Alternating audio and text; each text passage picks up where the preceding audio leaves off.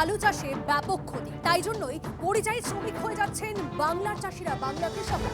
ধূপগুড়ি যারা কৃষকরা রয়েছেন তারা ভিন রাজ্যের পথে পা বাড়াচ্ছেন। আপনাদেরকে বলে রাখি, বৃষ্টির জলে ডুবে চাষের জমিতেই পড়ছে আলু। ফলন তো দূরের কথা, জমি থেকে আলু তোলাই কঠিন হয়ে পড়েছে।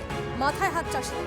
সোনা দানা বন্ধক রেখে চাষের জন্য ঋণ করেছিলেন, বীজ, সার, কীটনাশক সবই ধার করে কিনেছিলেন, কিন্তু চাষের ক্ষতিতে আতান্তরে তারা। কিভাবে শোধ করবেন ঋণের বোঝা? অভিযোগ, মেলেনি সরকারি সাহায্য। বাধ্য হয়ে কাজের খোঁজে ভিন রাজ্যের পথে ধূপগুড়ির বারোঘরিয়া এলাকার আলু চাষিরা। পানির মধ্যে সব চলে আসে। যদি ক্ষতিপূরণ না পাই তাহলে আমাদের তো বাইরে ছাড়া উপায় নেই। ঋণ দোপা করে আমরা আলু করছি, এই ঋণ কেমন করে পরিশোধ করবো? কিন্তু আমাদের যাইতে হবে ভিন রাজ্যে। ঋণ করে আলু চাষ করছি, এখন আলু তো সব জলের তলায় আছে। এখন তো বাইরে ছাড়া বাইরে না গেলে পরে তো ঋণ শোধ হতে হবে না। সরকারের হাতে কেউ আসেনি, পুরো এলাকাটা ক্ষতি হয়ে গেছে। আগে এবার আলুর অবস্থা খুবই খারাপ। গাড়ি দিকে দেখো, লোকারণ্য হয় এতদিন, কিন্তু এবার কোনো লোকজন নাই। সমস্ত এখন টিকিট কাটা শুরু করছে ভিন রাজ্যে কাজের যাওয়ার জন্য। রাজ্য সরকার কোনো কেয়ার নিচ্ছে না, আলু বিক্রি হচ্ছে না। ভোটের মুখে এই ঘটনা সামনে আসতেই রাজ্য সরকারের বিরুদ্ধে তা হাতিয়ার করতে ছাড়েনি বিরোধী প্রার্থীরা। পাল্টা তৃণমূল প্রার্থীর দাবি, তারা নাকি নতুন সরকার গঠনের পর বিষয়টি দেখবেন। পশ্চিমবাংলার আলু চাষিরা সোনা দানা জমি বন্ধ রেখে এবং লোন নিয়ে এখানে আলু করে নিজের গয়না বিক্রি করছে।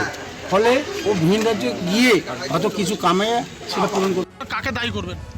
এখানকার যে সরকারে রয়েছে মুখ্যমন্ত্রী।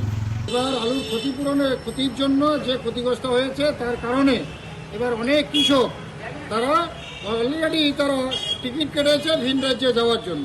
সরকার দায়ী, এটা বুঝতেই পারছেন না কৃষকরা, যে সরকার এর জন্য কৃষকদের জন্য কোনো ক্ষতিপূরণের উদ্যোগ এখন পর্যন্ত নিচ্ছে না এবং ক্ষতিপূরণের ব্যবস্থা নেই। মাননীয় নেত্রী এবং মুখ্যমন্ত্রী মমতা বন্দ্যোপাধ্যায় ময়নাগুড়িতে এসেছিলেন। তিনি বলেছেন যে ভোটের সময় তো কিছু বলা যাবে না, কেননা এখন তো সরকারটা সিজ হয়ে গেছে। ভোটের পরে আমরা অবশ্যই আমাদের সরকার এবার গঠন হচ্ছে। ভোটের পরে এটা আমাদের মাননীয় মুখ্যমন্ত্রী ব্যাপারটা দেখবেন, আরও কৃষক যারা ক্ষতিগ্রস্ত হয়েছে। আমরা চেষ্টা করবো তাদের বুঝানোর জন্য, যাতে ভোট পর্যন্ত তারা থাকে। ফের আলু চাষিদের পাশে থাকার বার্তা। যদি আলু নষ্ট হয় তাহলে পাশে থাকবে রাজ্য সরকার। আরো একবার ভোট প্রচারে আশ্বাস দিলেন মমতা বন্দ্যোপাধ্যায়। কৃষকদের জন্য শস্য বীমা করা আছে, চাইলে সরকারকেও আলু বিক্রি করতে পারে, সরকার কিনে নেবে। আলু চাষিদের বার্তা মমতা বন্দ্যোপাধ্যায়। আলুর ফলন খুব বেশি হয়েছে, সেটা ভালো।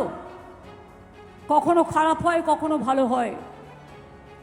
তাই আপনাদের অনেকের যাদের মনে করবেন আলু গভর্নমেন্টকে বিক্রি করতে চান, তাদের জন্য সরকারি নির্দেশ আছে, তারা গভর্নমেন্টকে বিক্রি করতে পারেন। সুফল Bangla, ICDS centre, mid day মিলের জন্য সেই আলু আমরা নেব। তাছাড়াও আমাদের প্রায় 30 মেট্রিক টনের কোল্ড স্টোরেজ আছে, সেখানেও আমরা জমা করে রাখব। বাদবাকিটা আপনারা যদি মনে করেন বাইরে বিক্রি করবেন, সেটাও করতে পারেন। তাছাড়াও যদি কারো নষ্ট হয়, গভর্নমেন্ট আপনাকে ক্ষতিপূরণ দেবে।